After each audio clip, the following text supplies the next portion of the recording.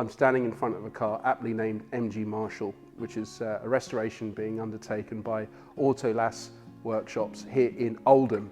And I've come up today to have a look at the car, and it is a splendid car.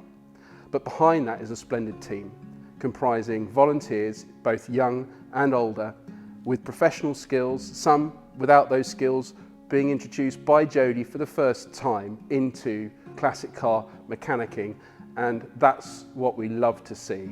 This is a project which has involved a huge community of classic car owners and celebrities getting behind this, and we've lent our full support to Jody and her dedicated team, providing them with spare parts to help complete the build.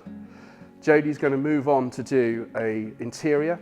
It's going to look fantastic. So far, what I've seen, and from with the people I've spoken to today, they really know what they're doing. So it's lovely to watch the build as it develops over time. And whoever wins this car is going to be extremely lucky. So get your tickets. Every single component has been taken off, poured over, checked, reassembled, cleaned, painted, you name it, it's had to be done. So this is not a thrown together classic car. Jody and her team have gone through with a rigorous approach and a great eye for detail.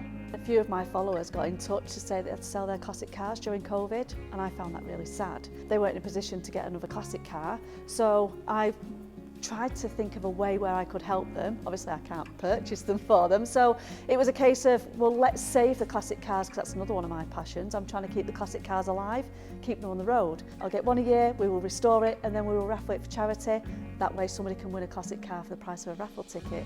Not only that, it's helping sustainable skills, because I document all this on my YouTube channel.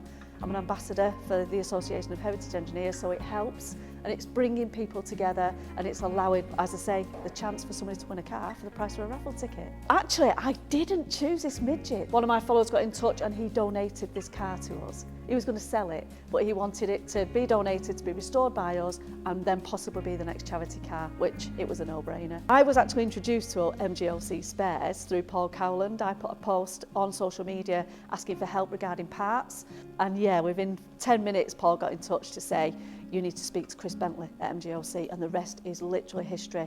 Chris got in touch with me, and they've been amazing, absolutely amazing. They've supplied pretty much the majority of the parts needed, and they've donated the parts. We haven't had to pay for anything. They're on the other end of the phone. Any advice we've needed, they've literally been there, and they've sent us the biggest stash of Haribo you can imagine.